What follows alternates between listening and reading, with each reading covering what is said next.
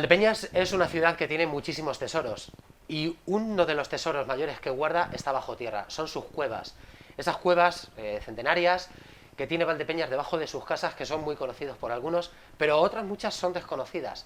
Y precisamente uno de nuestros tesoros valdepeñeros es Chema del Fresno, pintor, artista, y que nos acompaña en este espacio hoy porque nos va a contar un proyecto que trae entre manos desde hace ya algunos años, que es pintar, y tenemos aquí un buen ejemplo de ello, cuevas típicas de Valdepeñas.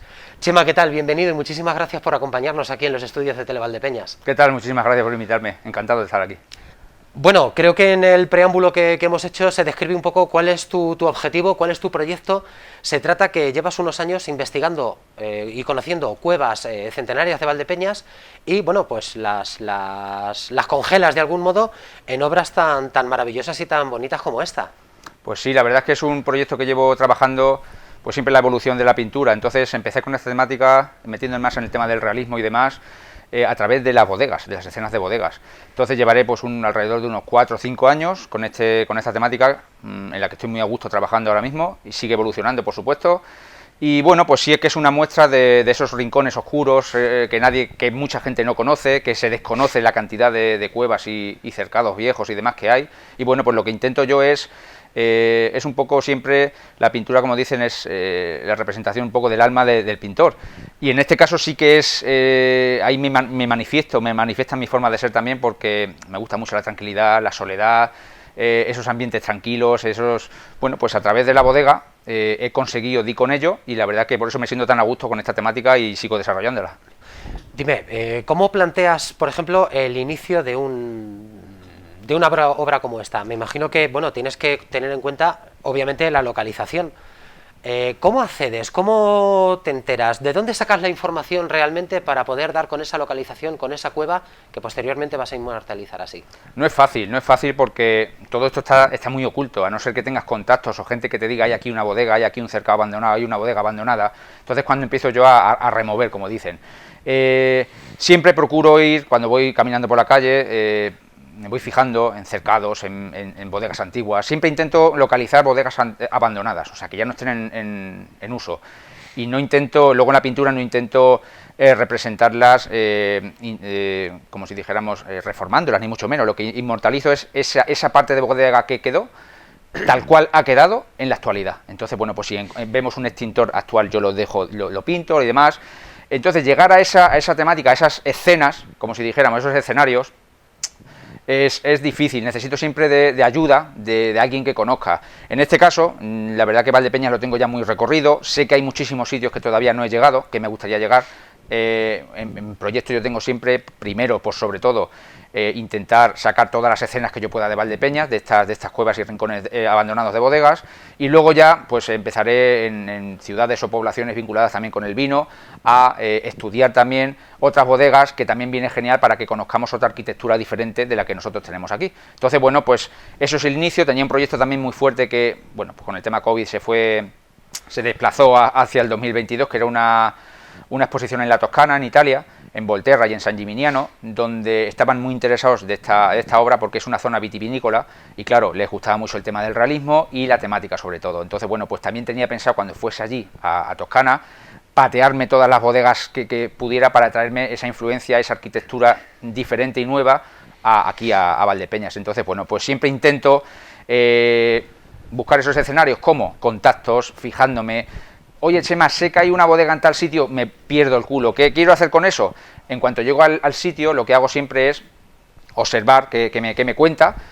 Aquellos rincones que más me llaman la atención es los que intento siempre trabajar, estudiar, y luego ya al final sale la obra que sale. Pero siempre hago un estudio sobre todo del entorno, me hago apuntes, bocetos del natural. Partes de los cuadros que he trabajado, algunos lo he trabajado del natural, pero las cuevas no te permiten con la luz trabajar como hay que hacerlo. Entonces, bueno, pues a través de fotos, de apuntes, de claroscuros que me hago también, luego ya en el estudio recopilo toda esa información y es cuando sale esto. Son dos cuestiones que creo que nos interesan bastante y, por supuesto, a nuestra audiencia. Una de ellas es una pregunta que me encantaría mucho que nos contestaras, y ¿es para ti vital y necesario, presupongo, documentarte sobre la bodega? ¿Qué historia tiene? ¿Quién mejor que su propietario para decirla? ¿Recurres también a otras vías de información para saber en qué estado está la bodega. Y dos, muy importante, efectivamente, la iluminación de una bodega no es totalmente peculiar. ¿Qué haces? ¿Cómo te sirves de una iluminación, obviamente artificial, que no deteriore y que no, de algún modo, cambie la naturalidad del entorno? Claro. ¿Cómo lo haces?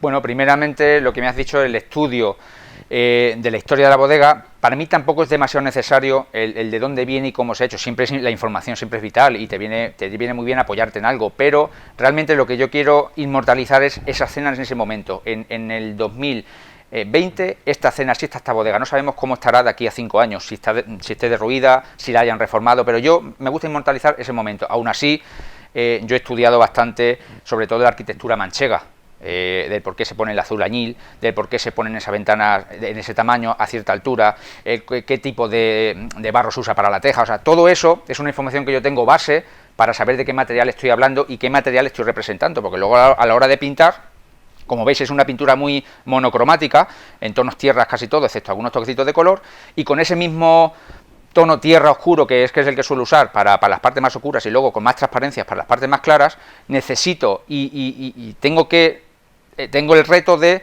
ser capaz de que esto parezca barro, de que esto parezca una pared manchada de cal, de que la arpillera, o sea, los tapadores sean de la ENEA que están hechos. Entonces es un reto, para ello tengo que buscar y estudiar el material, sobre todo la textura y el tacto de eso. Luego ya el color viene después, pero sobre todo el estudio y la textura. Y en cuanto a la iluminación que me cuentas, es difícil, es de los cuadros que yo he hecho siempre más difíciles porque, bueno, tú montas un bodegón, te vas a un exterior y siempre la iluminación te ayuda, pero cuando te metes en un sitio de penumbra, que es esto, que realmente en una enorme sala de 60 metros cuadrados hay una bombillita colgando en el centro y con eso te tienes que apañar, necesito, lo primero es dar con la clave de la luz, de hasta dónde llega ese tipo de iluminación y sobre todo luego con la calidez de la bombilla, porque al no tener luz natural ninguna, todo se ilumina a la vez con iluminación artificial, no hay nada natural. Entonces tengo que jugar con los colores cálidos de la luz, con esa bombilla suele estar empañada, sucia, y no emite la luz que tiene que emitir, la tengo que captar, hay zonas a las que no llega la luz. Entonces, bueno, pues es un proceso,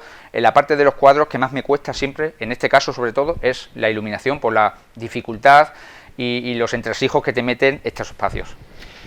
Y por supuesto acabamos en tu estudio, porque una vez que has recopilado toda esa información, has hecho tus bocetos, has hecho una composición de lugar, dime, cuando ya por ejemplo llegas al estudio y entonces ya queda, por decirlo así, no sé si es cierto o no, pero las últimas pinceladas, nunca mejor dicho, en este arte que estamos hablando, ¿qué proceso te lleva en el estudio? ¿Qué reflexión tienes que hacer, me imagino, que primero como artista y segundo utilizando unas técnicas que aunque ya has profundizado algo en ellas, ¿sabes?, ¿cómo lo haces? ¿Cómo llegas a este resultado final? Vale, pues como toda pintura, un inicio, la base sobre todo en este tipo de trabajo, como veis, es muy importante el dibujo técnico. O sea, aquí yo diría que es un 60-70% de la obra, el trabajo, el dibujo bien gestionado. O sea, es una perspectiva siempre donde hay un montón de elementos, tienes que jugar con los puntos de fuga, con la visión en altura de lo que sería la vista real.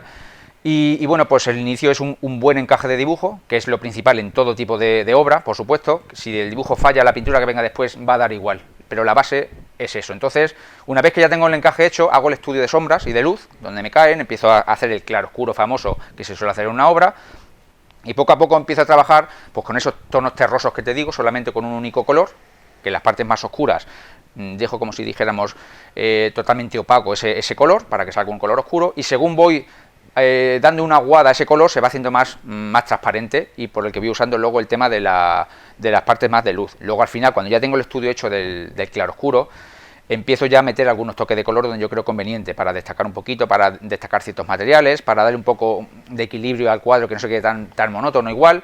Después viene un proceso, después del color, viene un proceso que les digo yo de ensuciado del cuadro, que es empezar a todo ese moteado, todas esas rasgaduras, con el carboncillo en seco suelo trabajar y ensuciar.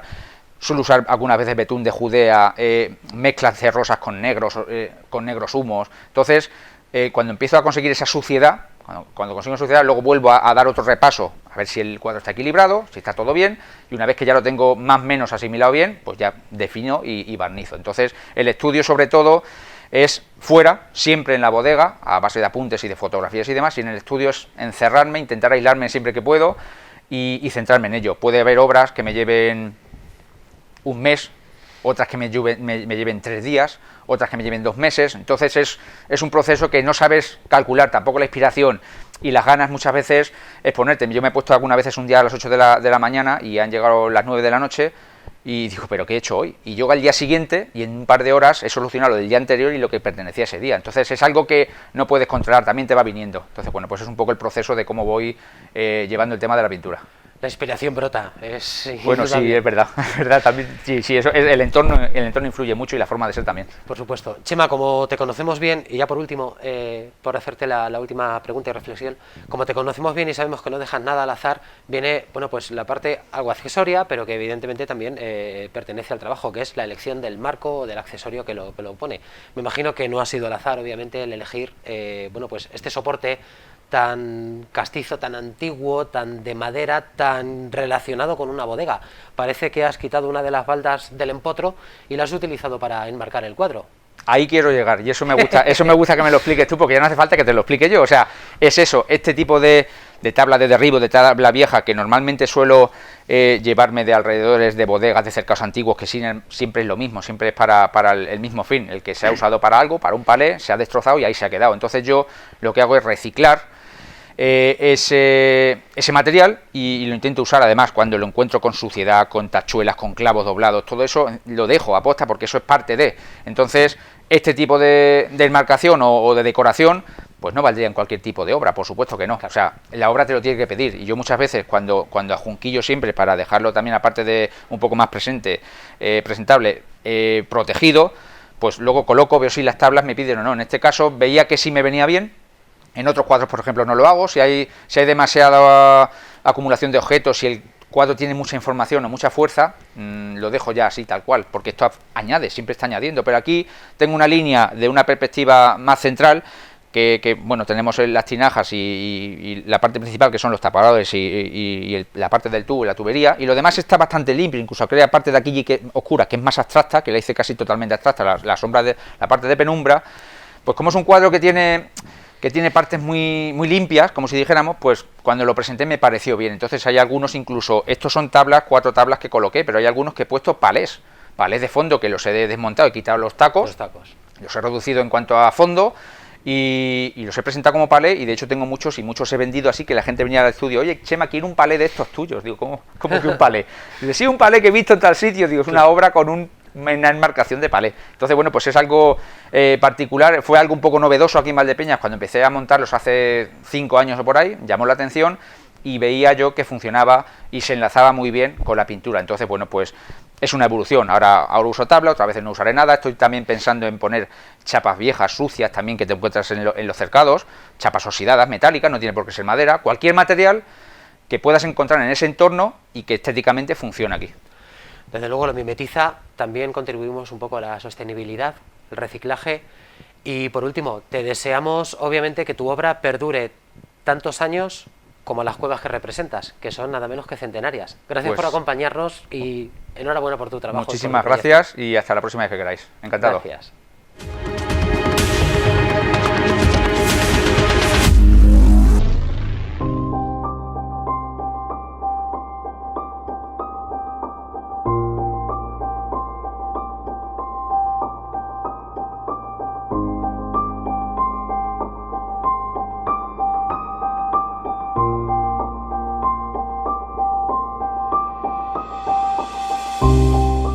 La historia de la vendimia se remonta a milenios atrás y Valdepeñas tiene vestigios que lo indica a través de cuevas centenarias o de las excavaciones realizadas en el Cerro de las Cabezas. La vendimia en el antiguo Egipto se realizaba de una forma muy parecida a la que se hace en el día de hoy, debido en unos casos a la maquinaria actual o al sistema de plantación del viñedo.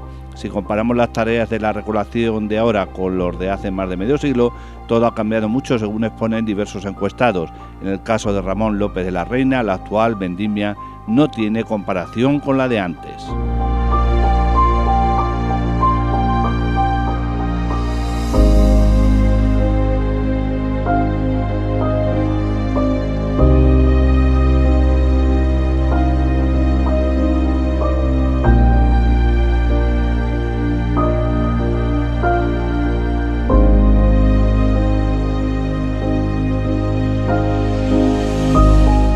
Ramón López de la Reina, ¿qué recuerda de la vendimia de antes y qué le parece la de ahora? Hombre, pues la de ahora no tiene comparación con la de antes, por supuesto. Ahora con las máquinas y demás, pues va rápido la vendimia. Pero antes había que hacerla con carros. Iban ahí a San Marcos y remolque también de tractores. A San Marcos se juntaban y de ahí lo distribuían a las bodegas. Estaban los corredores, que le llamaban, y pues a esta bodega tanto, tal, este remolque, el otro.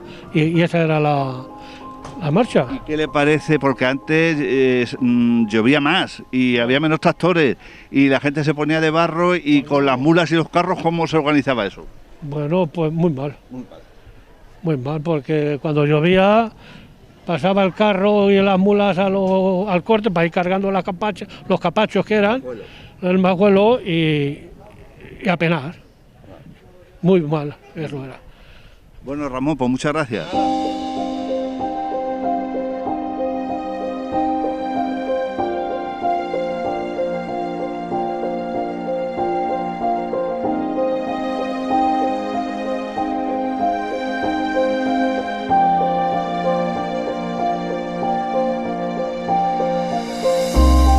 Otro de los entrevistados que está cerca de los 90 años ha sido Balbino Santiago, que en una comparación muy gráfica nos dijo que esto ha cambiado, como del trigo a la cebada.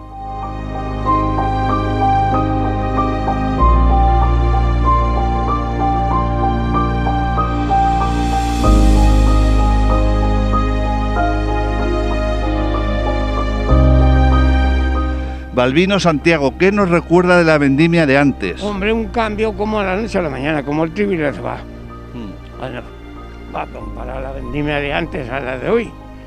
Que hoy, si no coges 2.000 kilos, no cumples.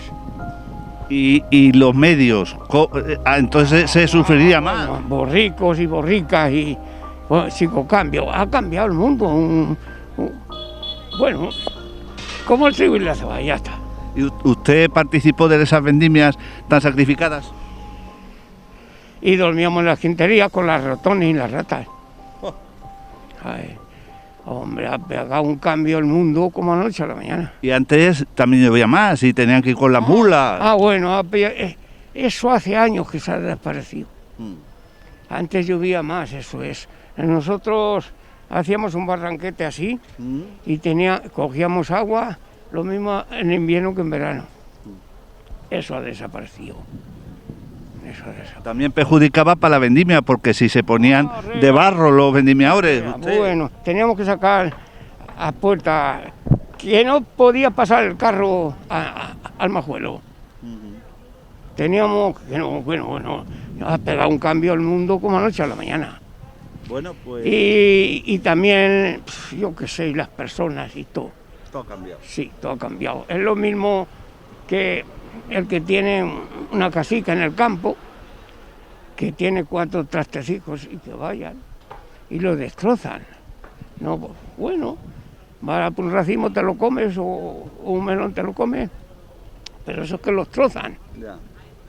Y yo vi antes otra cosa en la persona humana mejor que hoy. Y yo qué sé, no, somos egoístas. No hay... yo qué sé explicarme.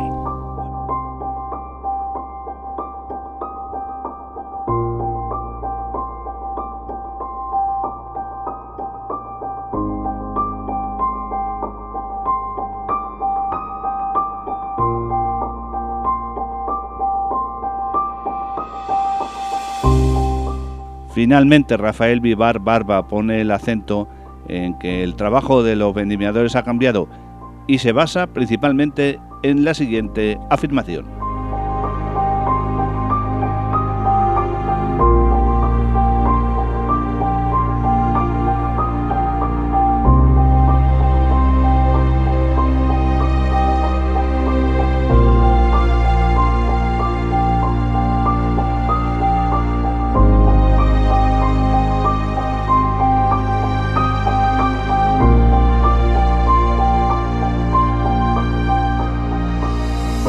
Rafael Vivar Barba, que lógicamente tiene que recordar lo que antes era la vendimia y lo que ha cambiado hoy día, ¿verdad, Rafael? Hombre, pues sobre el vendimiador trabajar, Sobre el vendimiador. se trabaja hoy así como el triple que antes, porque entonces se iban 4 y el manijero 5 para 10 capachos, echaban 2 viajes que antes de llegar el carro al pueblo ya estaban los 10 capachos cogidos dándose prisa y a tumbarse bajo la sombra. Y ahora ya no hay capacho, venga y échale, que contra más leche más cabe, la pata de otro poco y venga. Así que hoy sí se trabaja más, aunque ya no hay vendimia prácticamente, porque hoy está emparrado. Yo mismo tengo 60.000 parras y no tengo ni una en bajo, ya, no necesito a nadie. Y las circunstancias de entonces, de cuando empezaras tú, por ejemplo, Rafael, ahora, no ya por el tema de vendimiado, sino cómo era de dura la vendimia. Hombre, no dura, eso sí, porque claro está... Por los medios que había, me refiero. Por los medios, porque entonces no te llevaban en coche, iban en el carro. En cuanto fueses a 6 kilómetros, de casi 2 horas tardaban las mulas en llegar, entonces salías a las 5 de la mañana, para llegar allá a las 7, que se echaba a vendimiar, ¿me comprende? Y se llegaba, aunque saliese de allí a las 4 o las 4 y media, pues llegaba casi a las 6 al pueblo. Ya. Aunque no estuviese trabajando todas las horas, pero claro, tenías que esperar el carro. Claro. Y luego si llovía varios días seguidos o tal, eso sería un poema, pasar allí a vendimiar y las Claro. mulas y el carro. Claro, se atascaban, pero se sacaban, bueno, se peleaba mucho. Peleaban. Porque aparte de que hay que salir, y luego he sido camionero, y yo he sido cañón de mula, y había que sacar, por ejemplo, 4 capachos, allá un sendón, volver otra vez a entrar y a sacarlos así. Así era se peleaba mucho, la Se verdad. peleaba mucho. Y dormir en las quinterías entre media de rata y la basura. No, eso es así, es que he dormido.